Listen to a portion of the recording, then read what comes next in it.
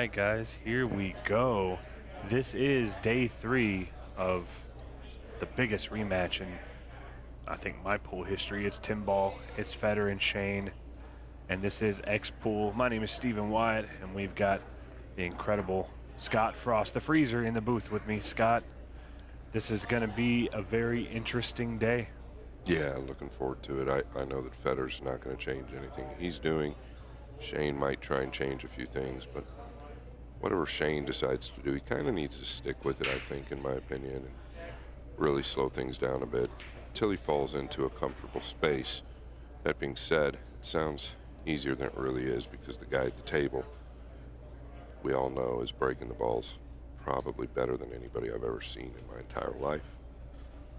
80 to 50, Gorst leads. Race to 120. This is the final day.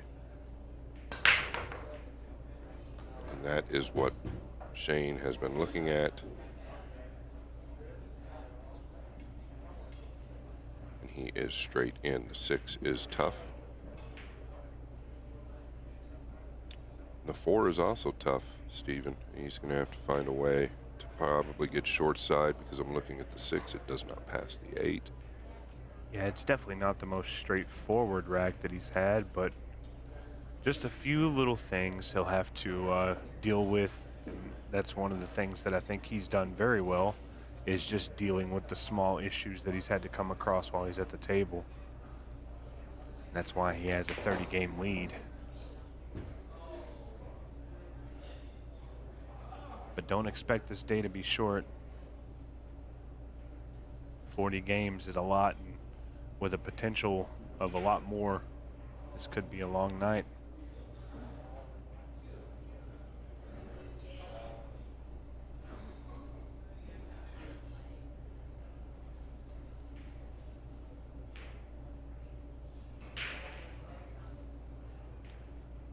Really, the problem here is the 7 ball.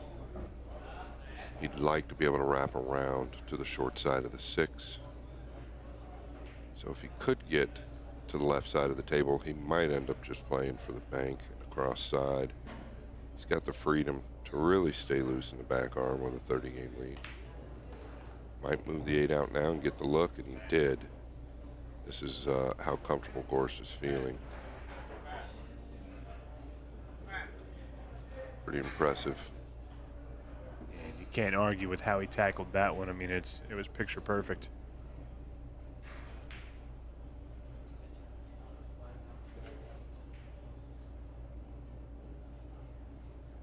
Going directly into this or catching it thin, hard to tell. I think he might be drawing this ball.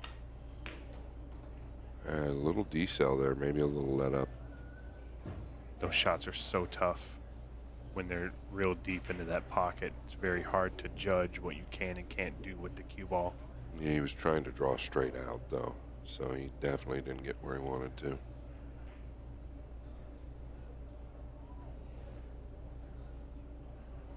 But he has been good all weekend with the distance. Keep an eye on his body movement. Still no body movement, just missed the ball. This is something you and I talked about in our post-match interview, is that Shane just needs an opportunity to get in stroke, and missing balls early in this match for Fedor will give Shane at least the opportunity. Well, the problem is that when he misses, it's been pretty tough for Shane, just like this. So it's tough to get loose when everything is going one guy's way, but the reason that's happening is because Fedor's playing so well. It just seems to happen. We all know it if we play the game long enough. The balls know who's winning. Isn't it funny how that happens too?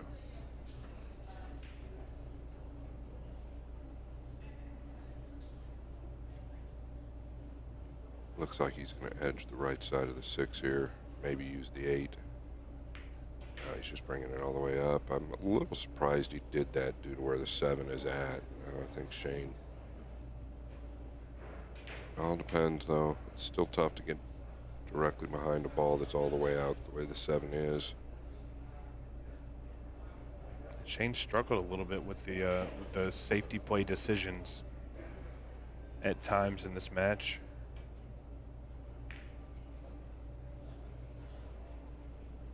Needs that ball to hold. He's going to give him an opportunity here.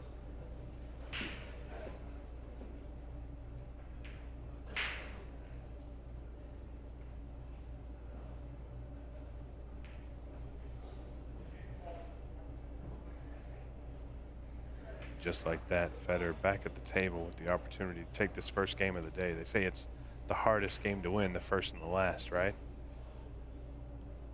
Yeah, typically when it's close, but I don't know. It's a weird feeling. I mean, I've played some pretty big money matches, and when you have a big lead at times, it's probably going to take a few games to really start to get that rush or that zone that he needs to find. Talking about Fedor. When you're down 30 games, which I've never experienced being up or down 30 games, when you're down 30 games, I can only imagine what that feels like. It's got to be a pretty big hole. Historically, I've seen Shane in one other match where he had a very large deficit, played Jason Shaw playing 9-ball, and the ending score was 120-80. A lot of the frustrations that we're seeing with Shane this weekend, I saw in that match, but all it takes is a little bit of a confidence booster to get out of that mind frame, right? Yeah, it's going to take a little bit more than that, in my opinion. Being down 30 games, he's going to really need to do something special today. But we'll look for it. It starts with one. Yeah. Not only that, it starts with one, but it's one game at a time the whole way through. You can't, in the situation he's in, it's just so tough to look at anything else. But real quick, I want to say a huge thank you to all of our sponsors. Railbirds, Pro Shop and Key Repair, Napa, Bull League, Lucasi Professional, Michelle Griffin, FedorGorst.com. And Scott, you've got what is it, Team Straight Pool Eye, right? Yeah, thank you to Eric Nelson, Team Straight Pool Eye. Team Straight Pool Eye Elite on Facebook. Check them out. It's a nice group. They've done a lot for juniors over the last 9 years. And then thank you to Dave Bartosiak and Classic Billiards.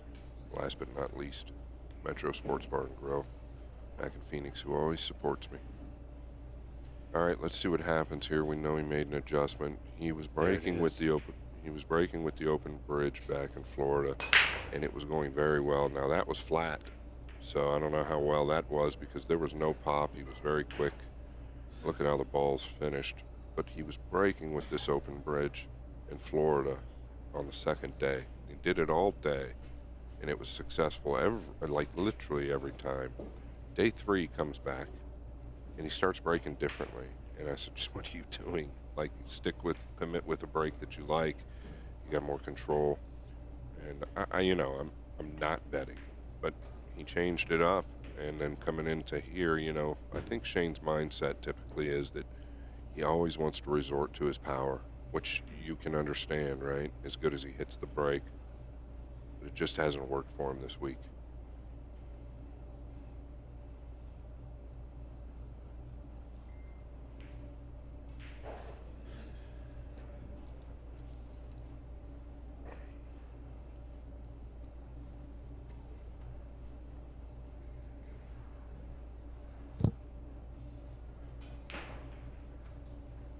Scott, what's his big? I mean, he was really taking a good look at these balls. What's his big hang up here? Is it going to be the 3 to the 5, or I'm sorry, the 4 to the 5?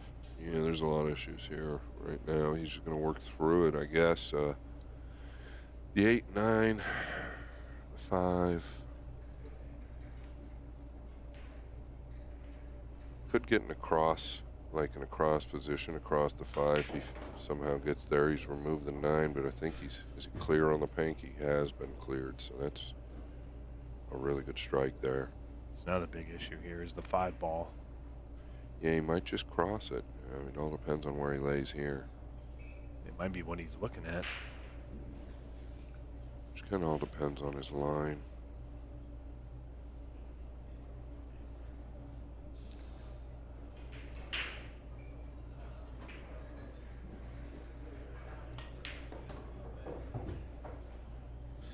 And that's a little short. This one's going to be tough to bank for sure. He can use the 10. Something that Fedor's been very good at is playing the numbers, right? If he's not forced anything, really, in my opinion, the entire match.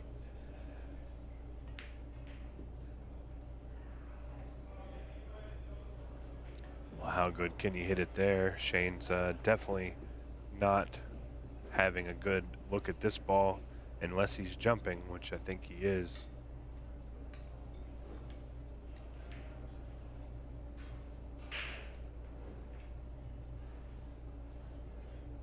It looks like he's only got to clear a little bit of the tin ball. There's so much distance in this jump.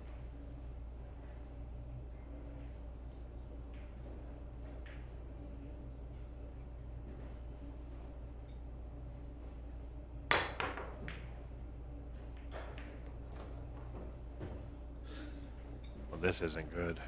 This is going to be the option for Fedor. Fedor wants no part of it. Yeah, so if you make a ball unintended in another pocket, the oncoming player has the option to take it where it lies or give it back. Like to catch the second rail here.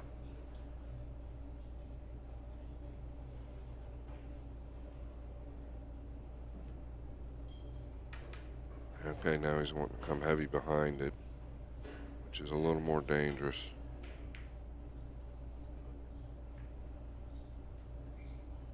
Oh. Well, not what he wanted, but it could have been worse. He didn't give up ball in hand. Fedor at the table is going to have a decently tough opener. If he makes this, you got to like him to finish out the rack.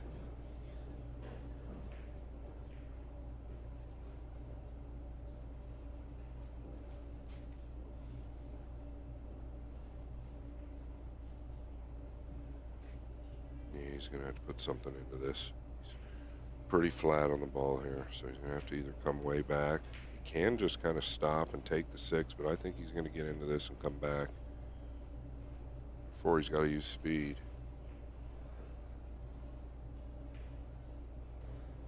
Wow, that was as good as it gets. Can't hit it any better from there.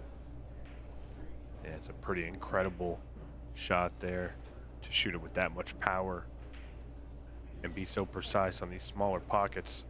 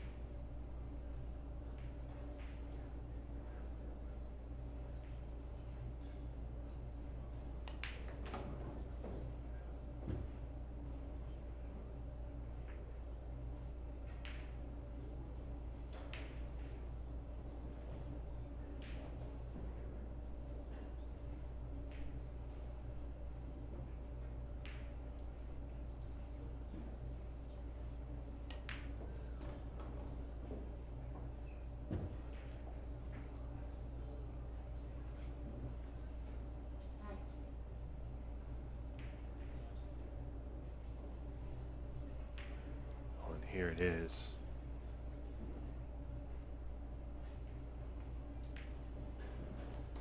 Fedor Gorst making it even on the day, but the score line is a much different story. 51 to 81, Fedor with the lead. We are going all the way to 120, no matter who it is that gets there. And we are only on Facebook and YouTube for just a few more minutes. So guys, listen, if you want to get the pay-per-view pass, I'll let you in on a little secret. It's only $29. You get to watch all 3 days, yesterday and the first day. Go ahead and buy your pay-per-view pass. Check out the entirety of Fedor Gorst and Shane Van Boening with the freezer Scott Frost on comms.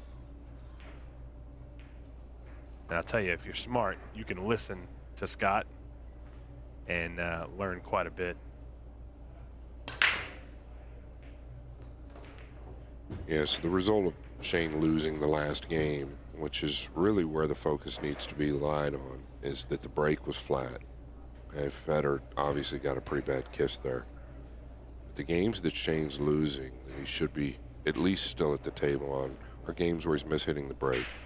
That's been the story since the beginning of this match. Fedor's breaking very, very well.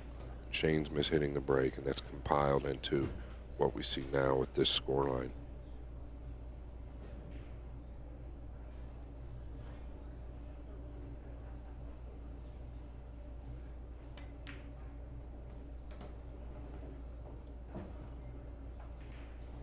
Very interesting, the atmosphere in here.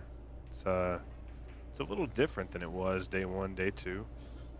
There's still quite a few people here.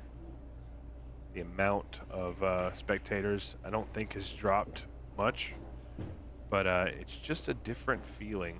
It's very interesting. If you've never been to one of these events at Rail Yard, it is top notch.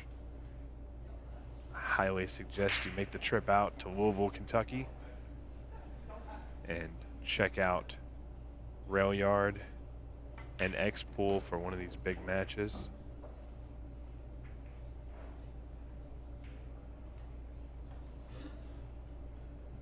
I know they've got some stuff in the works coming up here in a little while. There's always action here.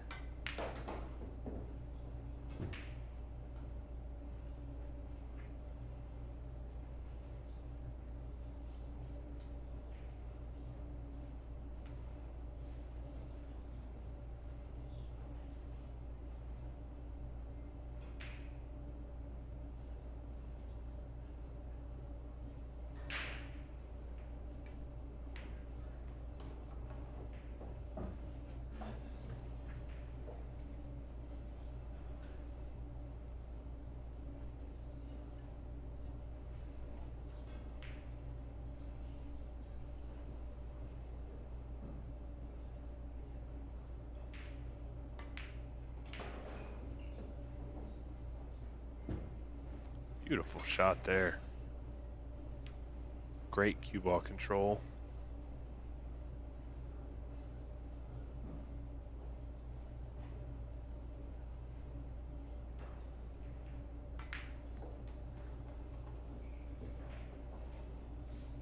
Nine goes down straight in on the 10.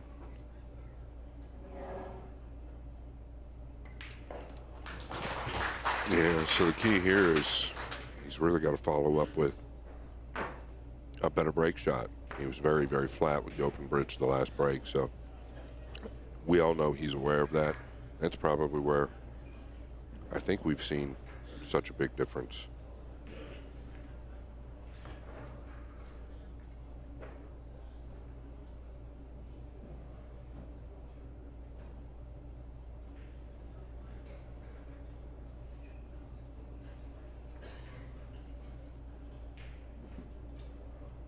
And this will be it. So take a look. Let's see if he's using an open bridge. A little smirk from SVB as he walks by. Let's see if he uses the open bridge and gives it a little bit more power. And I think that's exactly what you're going to see. Big boom coming. Small pop. And a horrible, horrible kiss. A couple of them.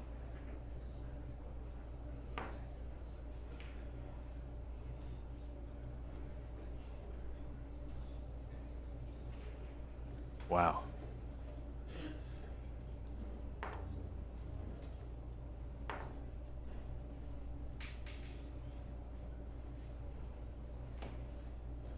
On this rack, much more straightforward than what Fedor was looking at last time around.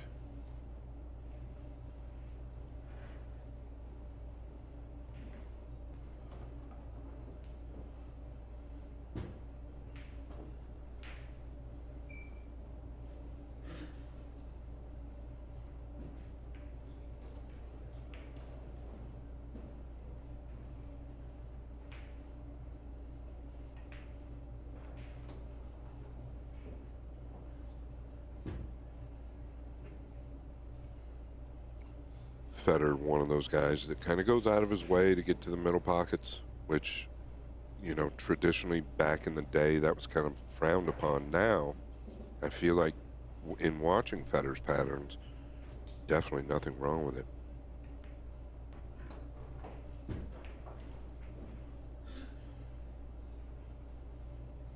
And being able to utilize that side pocket that's just a tad bit bigger than your corner pockets.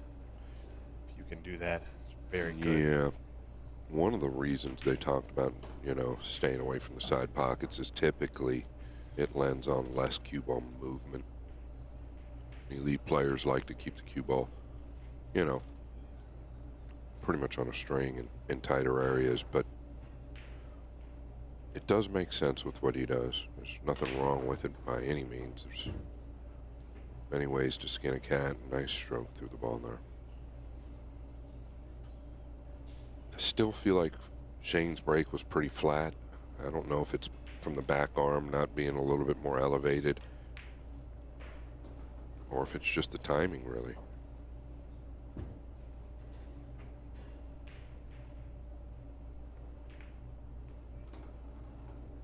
And guys, I gotta let you know, at the conclusion of this rack, we are going to go strictly to our pay-per-view platform. So if you're watching on Facebook and YouTube and you want to finish watching day 3 and the other 2 days as well, make sure you go to xpool.live to get your pay-per-view pass. That's the only way you're going to be able to watch the conclusion of this match. Fedor Gorst taking the tin ball down. We will be right back after this.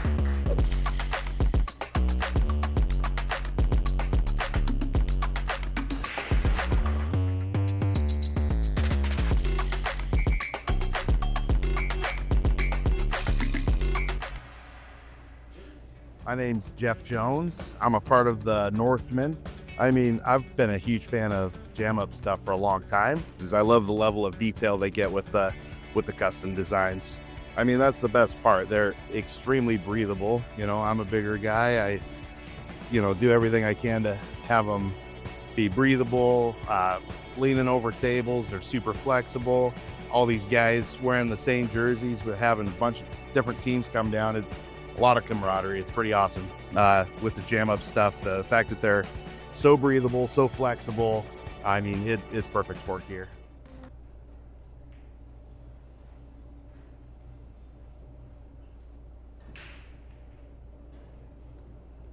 And we are back trading racks with SVB and Fedor Gorst.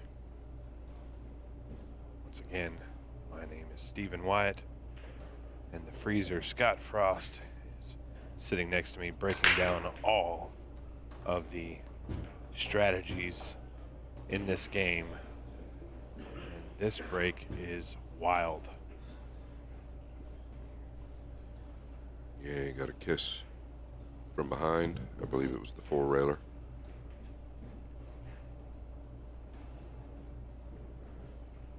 And trading games with Fedor will not get the job done. Absolutely not. Scott, let me ask you this. I think he's got his playing cue, but we see Fedor go to the jump cue so often. In this situation with the rollout available, there's no way he's going to attempt to jump this, right? With the rollout available. Well, he's going to push to a rollout. Probably just a little better angle that way. You know, it's hard for Shane to turn this down when he knows what he's facing as far as Fedor's execution right now. And he's going to take it on. I can't fault him. The angle lends to position on the 2 if he can knock it in. But he's really elevated, so it looks like it, the way he's hitting this ball, he could draw it accidentally. He's got a long ways to go on this jump. That is a lot of gray between him and that yellow ball.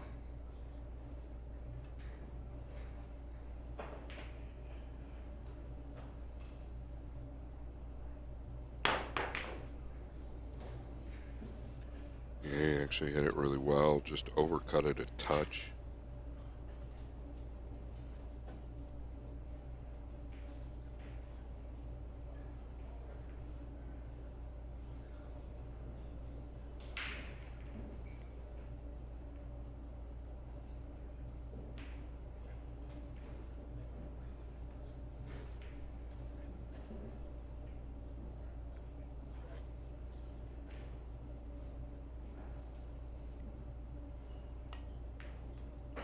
He wants to avoid the 10. And he's gotten a topside rub on the 10, which is ideal. I think he was definitely trying to get below it.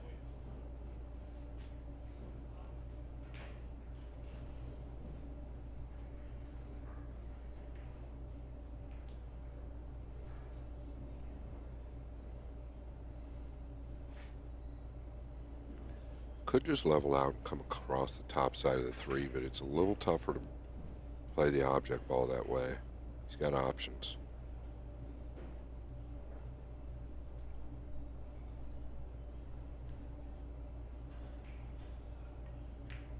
All right, so he did level out.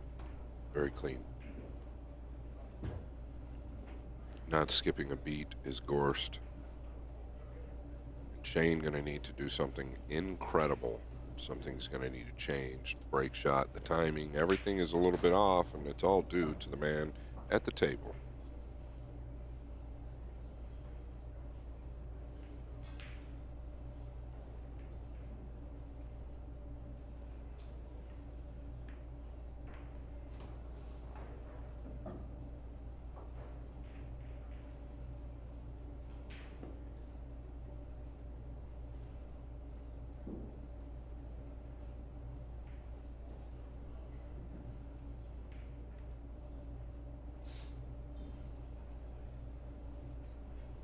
Might have ended up a little bit 50-yard line here, but I'm sure he'll be fine. Would have preferred an easier shot, but you gotta like him to take it down.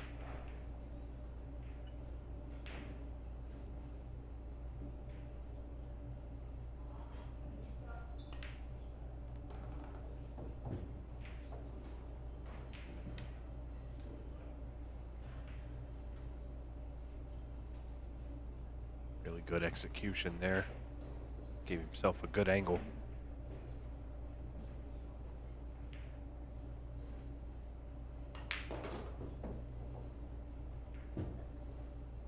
And with authority, he's going to get to this 10 ball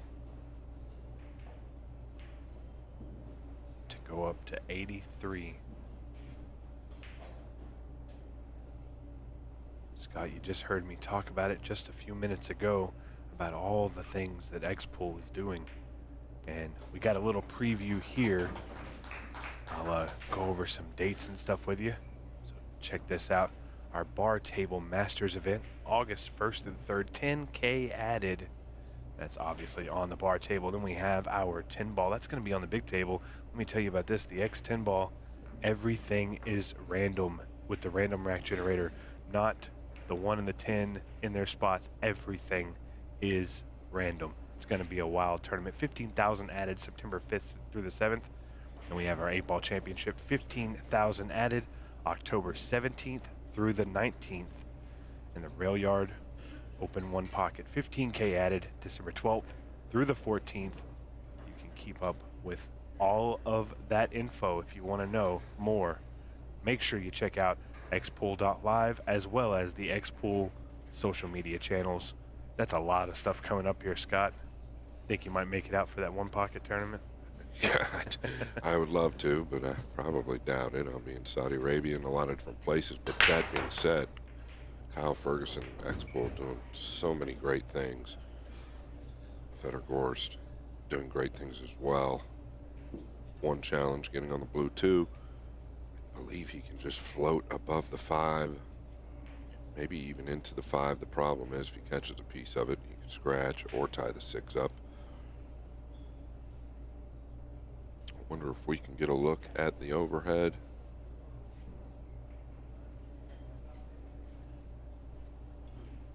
Yeah, so kind of a small line here. Let's see where he thinks he's going to